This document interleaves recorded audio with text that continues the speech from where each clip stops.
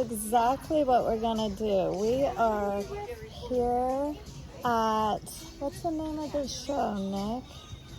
This is the Dressage Summer Classic, I think. The complex, the Wellington. And there's a trainer that went by, and she said, put him on the spot. I thought they were talking about you. Oh, okay. Because I'm going to put you on the spot. Okay, sounds good. I don't even have my tripod.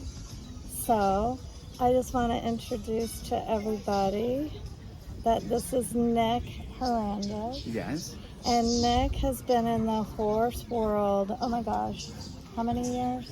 At least 20 plus years. 20 plus years. And did you grow up with horses? No. Just a couple of horses here and there that we went occasionally on the weekend with my parents, but other than that, no. And you've done a lot with the horses, more on the professional care and grooming side. Yes. Can you tell us what you have done? I know you're doing something totally different now. We'll talk about it in a minute. But tell us what you've done. So I started working in New York a while back, probably in, I'm going to say 2000, the earliest 2000. And it was with the jumper people. And after doing jumper for so long, in 2010, I started helping Michelle Gibson, which is currently my wife, doing dressage. And after that, I went completely different career. And now I am a realtor. Here in Wellington. Here in Wellington, but it's still helping my wife with her horses and everybody. And whatever I can help, I'm here for that. Because you still are kind enough, people in the know that if you're around, you will haul their horses, which we really love. I am happy to help. But I'm going to turn it off for a minute because I know you're humping her right now. Oh, and there she is. And then we'll circle back around and talk some more. Okay, sounds good. Thank you.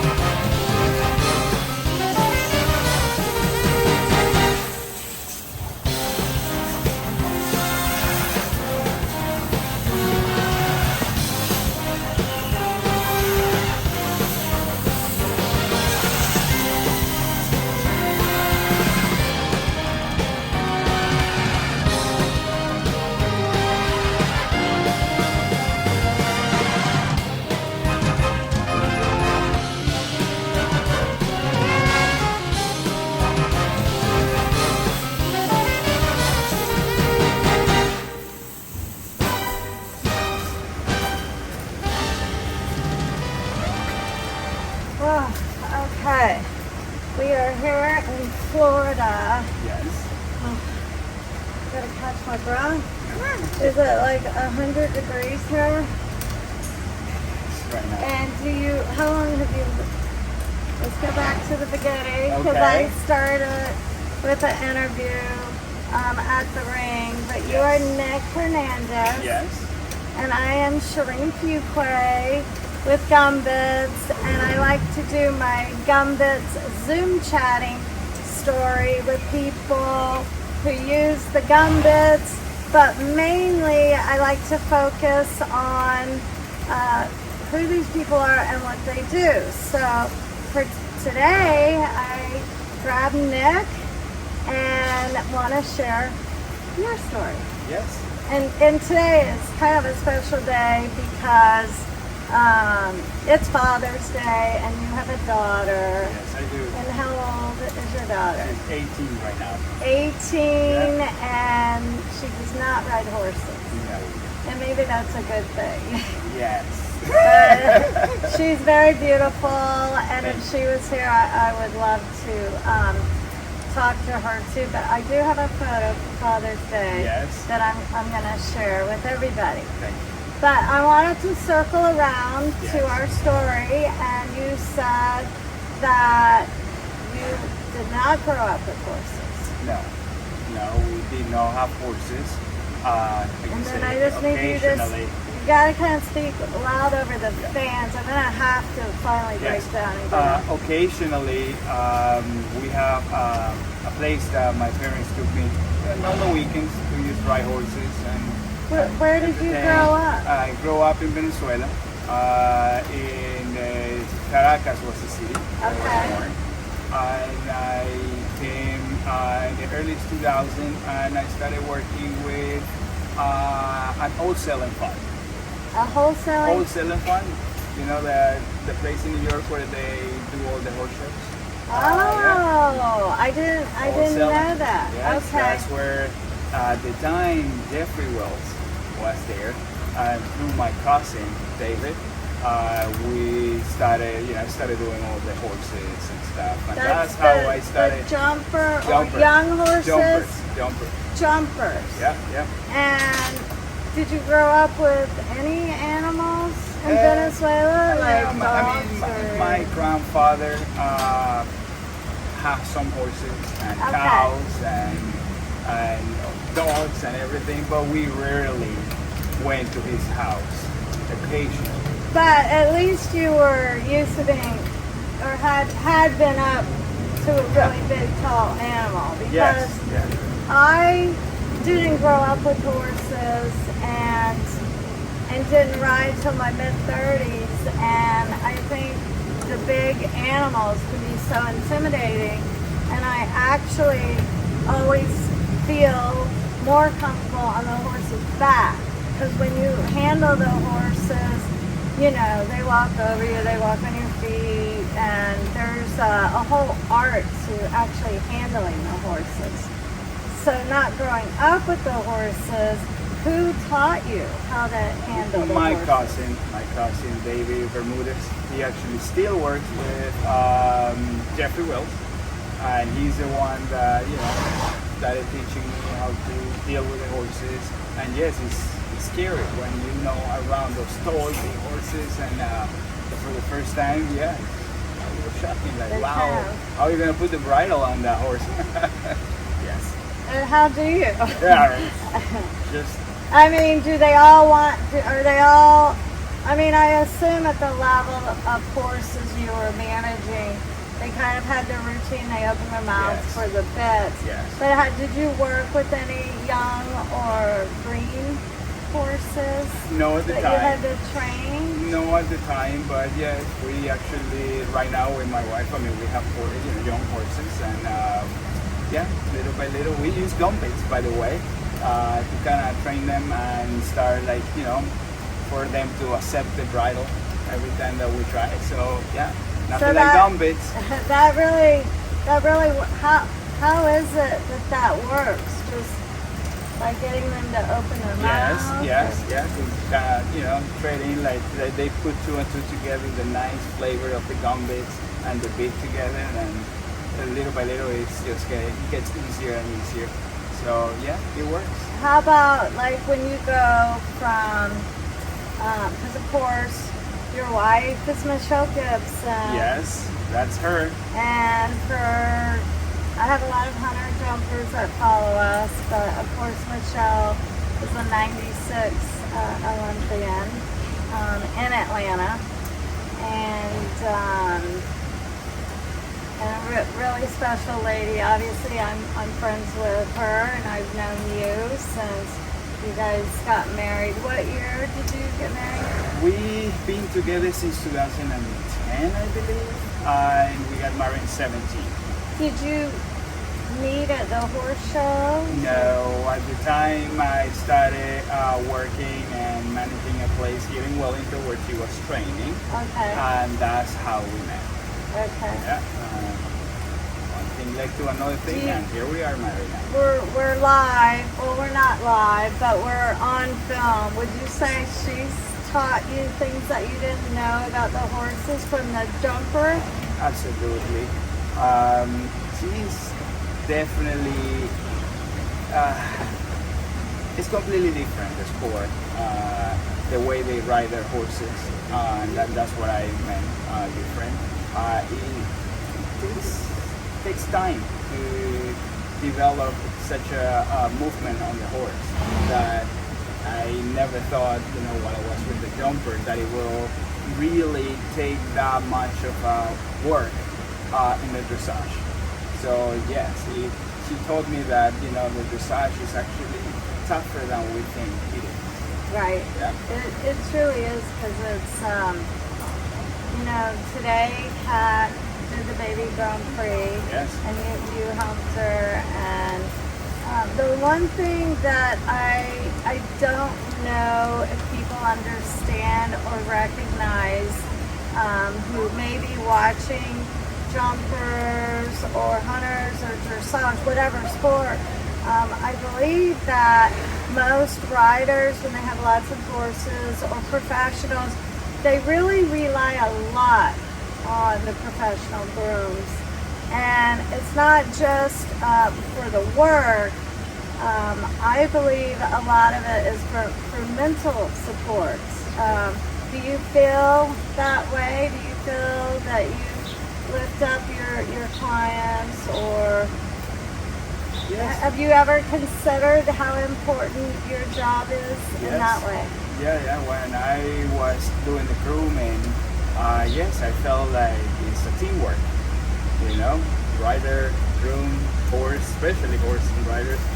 But the grooms, we are really important in that role of the outcome. For that class or for the season. Without a team, it's kind of hard.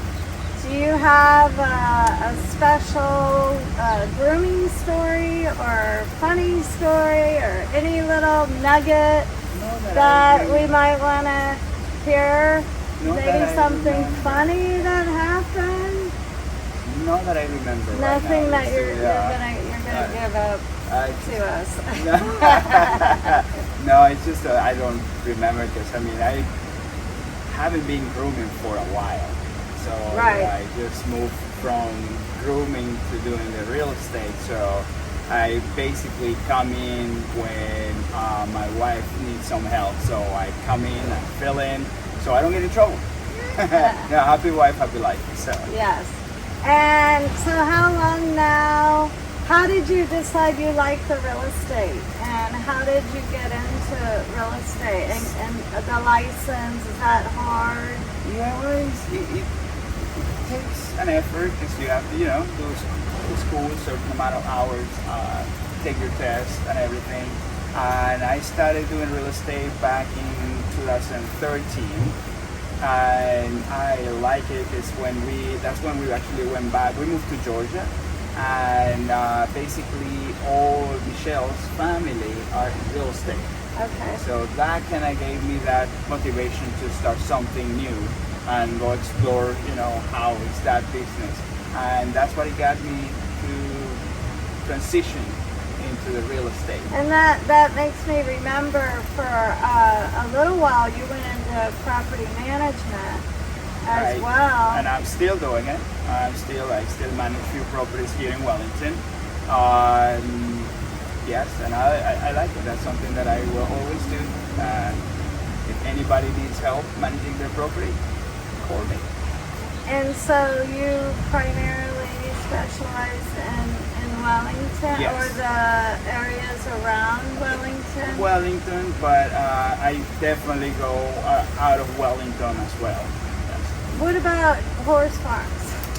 Definitely. What is going on right now in Wellington with all the changes? Well, we got multiple things going on, right? Yes. You have the changes with WEF, and everything's a little up in the air with global, and the insight you can get would be good. So you have all of that, plus the economy. For a minute, it was going crazy. You couldn't even find anything, but I want to hear from you. And then now with the interest rates going on, kind of walk me through what's happening in the Wellington market since COVID. Well, here in the Wellington market is still really hot. Still hard to come across a property that is in great condition and without fighting against other buyers. So it's been tough, and the equestrian properties, they still remain strong. Actually, they selling a lot faster than before. Normally in the summertime it get quiet, but it's still going.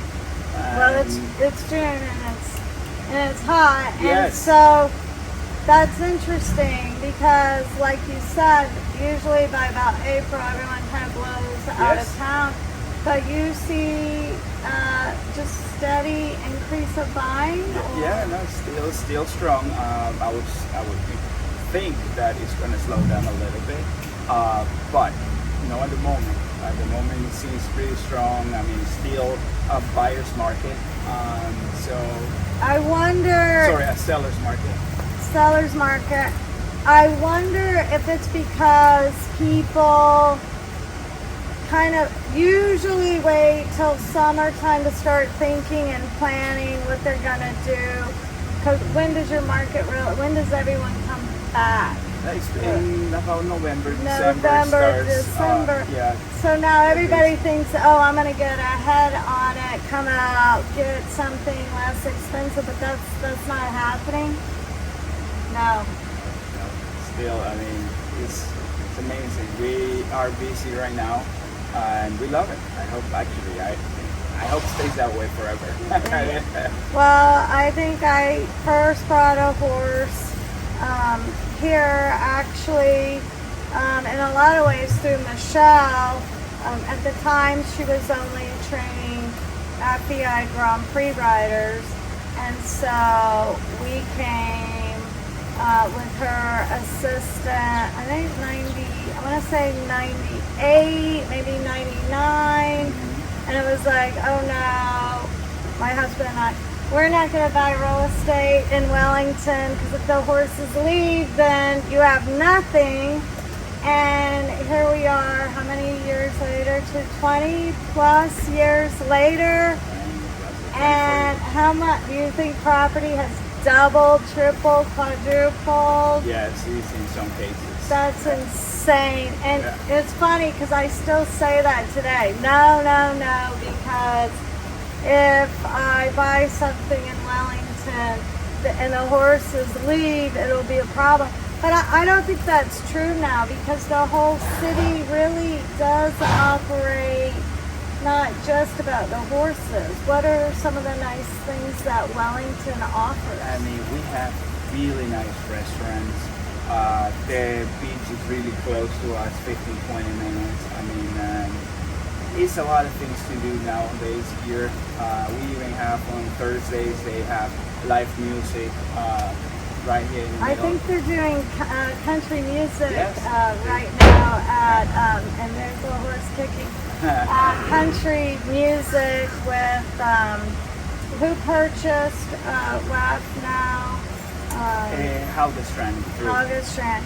And so I think that was pretty savvy of them to create entertainment and activity in your down season? Yes. Because it's been my experience that a lot of people come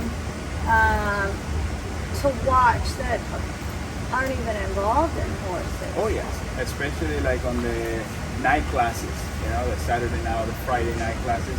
A lot of the non-horse people love going over there and enjoy and see the class and the, you know, the fun activities that they provide. So it's great. It's a great place. Where do you think you get a lot of your clients? Word of mouth, or are your clients horse people, or a little bit of both, word of mouth and horse people. Yeah, that's where I'm the most. Yeah. Yes. So Venezuela, you grew up in Venezuela. Yes. Did you, I don't know anything about Venezuela. So you were out, did you grow up in the city Yes. or outside the city? In the city. And of Caracas. what was that like now that you lived in the United States? What is your memory about Venezuela growing up, and maybe now you can give us your thoughts on the political system and what's happening to your beloved country? Well, when I was living there, it was a great place. I remember my parents going to the beach, having a great time, spending time out all the time. So, and nowadays it's kind of hard, especially for the situation. And it's been like this for years now. And I hope eventually it will change, but I don't see any change happening anytime soon. The poverty is growing. And you either have the money or you don't. And you know, the medical situation there is sad. You know, if you happen to get hurt or anything, you go to a hospital and there's no equipment, there's nothing like that, and it's sad. It is sad. It is sad. I hope that it'll change. Do you, most of your family and friends, did they leave Venezuela? Yes, I actually have all my family. I brought them all as soon as I was able to. They here with me. But yes, I still have family there. My uncles, my aunts, my cousins, and they don't believe what's happening there. Right. It's tough. It is really tough. Like, I mean, over there you either have money to buy food or you have money to pay your rent. So it is tough. Or your bills, right? So it is tough. If you don't have the help outside, or you don't have a great job, or if you don't have, people that actually you get money from other places, it is hard. But having a salary job, it's no easy. Was it hard for your family to leave and come here? Is it hard now? No, I mean right now it's hard. Right. But at the time when my family came, it was not. Right. It was pretty easy. Are you a citizen? I am. Yeah, I am. And how long did it take for that process? Wow, a while. It took me, about 7 years. 7 to years. become a citizen. Is that pretty common? I don't know. I actually procrastinated. You procrastinated? Yeah, it's just like a resident. I'm good. And so my father is from India, and of course it's Father's Day, and he has passed. But so we'll recognize all the dads. And he came here. Oh gosh, I don't know, maybe in the 50s. But he too got his citizenship, and I know it was a very proud day and a very proud moment. It is a proud day. And I'm sure that I see so many foreigners that come to America, and they're so proud to be here, and it makes me proud. I'm very proud of the flag, and I'm proud of my father. Do you remember taking the test? Was it long? No, it was not that long actually. They asked me a bunch of questions, and after so many, that's how they let you know that you passed, you good. Did they ask you a lot about U.S. history? Yes. Was that hard to learn, or? Yes and no. What's like? You gotta give me a nugget. One question. Do you remember one question? No, I don't remember. But you know our first president. I believe. Starts with George. George Washington, yeah. George Washington, kind of like two really top famous guys, George Williams and George Morris. There's George Washington, right? Yes. But yeah, they asked a bunch of questions, and then after so many, they just let you good to go, and they tell you when the ceremony is going to be. It's great. It was a really, really great day that day. Well, it's cool because I'm sure you got your American flag. I do. And then you went and married an Olympian who is so proud for the American flag. Yes. So I love it. Well, again, I appreciate your time. Thank you for having me. So honored to have you help my daughter, and I know that she really looks up to you and for your help and for your support. Obviously, at 14 years old, having someone who actually is nurturing and is a father on this special day as you are, today was a really great day to sit down and grab you like I grabbed everybody, completely unexpected. Yes, that was unexpected. Oh, and one last thing. What's the name of your real estate firm? Keller Williams. Oh, Keller Williams. Yes. Okay. Yeah. My mother actually worked for Keller Williams. Oh, really? So, yes. But anyway, well, thank you for your time. Thank you for having me. And I think I'm going to see you in Atlanta for the regional championship. I will be there. Thank you.